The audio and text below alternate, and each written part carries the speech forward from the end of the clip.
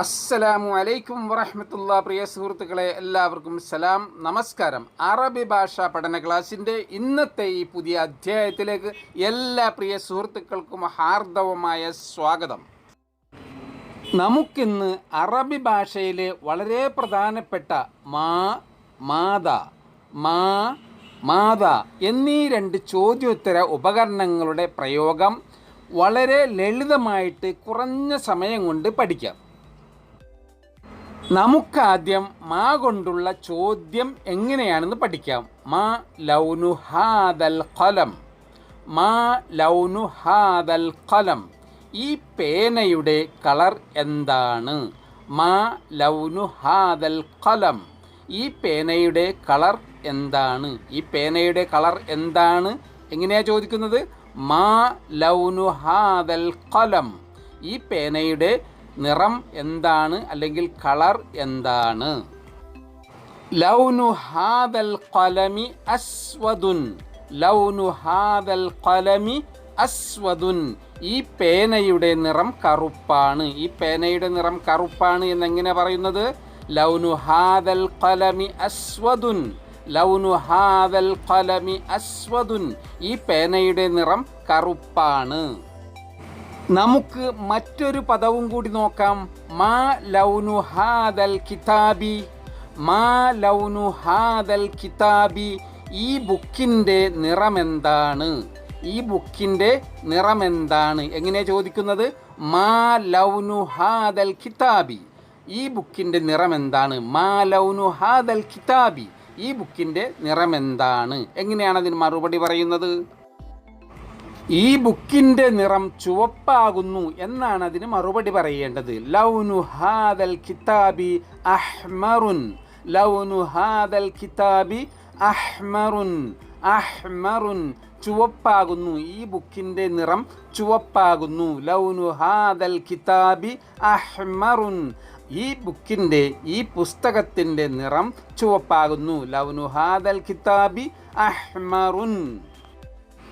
മാ എന്നുള്ള ഉപകരണം എന്ത് എന്നുള്ള അർത്ഥത്തിനാണ് ചോദിക്കുന്നതെങ്കിൽ മാതാ എന്നുള്ള ഈ ചോദ്യചിഹ്നം എന്താണ്, എന്തൊന്നാണ് എന്നുള്ള ചോദ്യത്തിനാണ് മാതാ ഉപയോഗിക്കുന്നത്. നമുക്കത് പ്രയോഗത്തിൽ മനസ്സിലാക്കാം. ഉദാഹരണത്തിന്, നിന്റെ കയ്യിൽ എന്താണ് അഥവാ നിന്റെ കയ്യിൽ എന്താണ് ഉള്ളത് എന്ന് ചോദിക്കുവാൻ വേണ്ടി മാതാ ഫീ യദിക, മാതാ ഫീ യദിക, നിന്റെ കയ്യിൽ എന്താണ്, നിന്റെ കയ്യിൽ എന്താണ് എന്ന് ചോദിക്കുവാൻ മാതാ ഫീ യദിക, നിന്റെ കയ്യിൽ എന്താണ്. ഇതിന് മറുപടി പറയേണ്ടത് എൻ്റെ കയ്യിൽ ഒരു പന്താണ് എന്നാണ്. എൻ്റെ കയ്യിൽ ഒരു പന്താണ്. ഫീ യദീ ഖുറത്തുൻ, ഫീ യദീ ഖുറത്തുൻ, എൻ്റെ കയ്യിൽ ഒരു പന്താണ്, ഒരു ബോളാണ്. ഫീ യദീ ഖുറത്തുൻ, എങ്ങനെയാ പറഞ്ഞത്?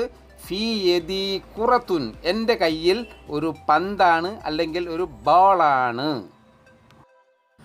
ഓക്കെ, എന്നാൽ നമുക്ക് ഈ പന്തിൻ്റെ നിറമെന്താണെന്ന് കൂടി ചോദിച്ചു നോക്കാം. മാ ലൗനു ഹാദിഹിൽ ഖുറത്തി, ഈ പന്തിൻ്റെ നിറമെന്താണ്? മാ ലൗനു ഹാദിഹിൽ ഖുറ, ഈ പന്തിൻ്റെ നിറമെന്താണ്? ഖുറ എന്ന് തന്നെ പറഞ്ഞാൽ മതിയാകും. പക്ഷേ ഞാൻ ഇവിടെ നിങ്ങൾ അക്ഷരം പഠിക്കാത്തവർ പഠിച്ചോട്ടെ എന്ന് വിചാരിച്ചുകൊണ്ടാണ് അൽ ഖുറത്തി എന്ന് പറയുന്നത്. മാ ലൗനു ഹാദിഹിൽ ഖുറത്തി, ഈ പന്തിൻ്റെ നിറമെന്താണ്? ഈ പന്തിൻ്റെ നിറമെന്താണെന്ന് എങ്ങനെയാണ് ചോദിക്കുന്നത്? മാ ലൗനു ഹാദിഹിൽ ഖുറത്തി, ഈ പന്തിൻ്റെ നിറമെന്താണ്? ഈ പന്തിൻ്റെ നിറം വെളുപ്പാണ് എന്ന് നമ്മൾ ഇതിന് മറുപടി പറയണം. ലൗനു ഹാദിഹിൽ ഖുറത്തി ബൈദാ, ലൗനു ഹാദിഹിൽ ഖുറത്തി ബൈദാ, ഈ പന്തിൻ്റെ നിറം വെളുപ്പാണ്.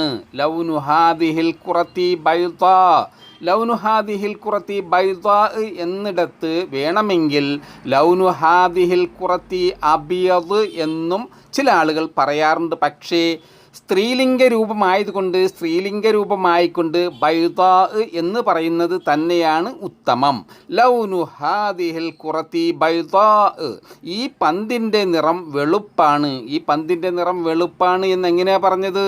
ലൗനു ഹാദിഹിൽ ഖുറത്തി ബൈദാ. പ്രിയ സുഹൃത്തുക്കളെ, ഈ ചെറിയ വീഡിയോയും ഇഷ്ടപ്പെട്ടവർ ലൈക്ക്, ഷെയർ, കമൻറ്റ്, സപ്പോർട്ട് ചെയ്യാൻ മറക്കാതിരിക്കുക. ഒരിക്കൽ കൂടി എല്ലാവർക്കും നന്ദി, നമസ്കാരം, സലാം.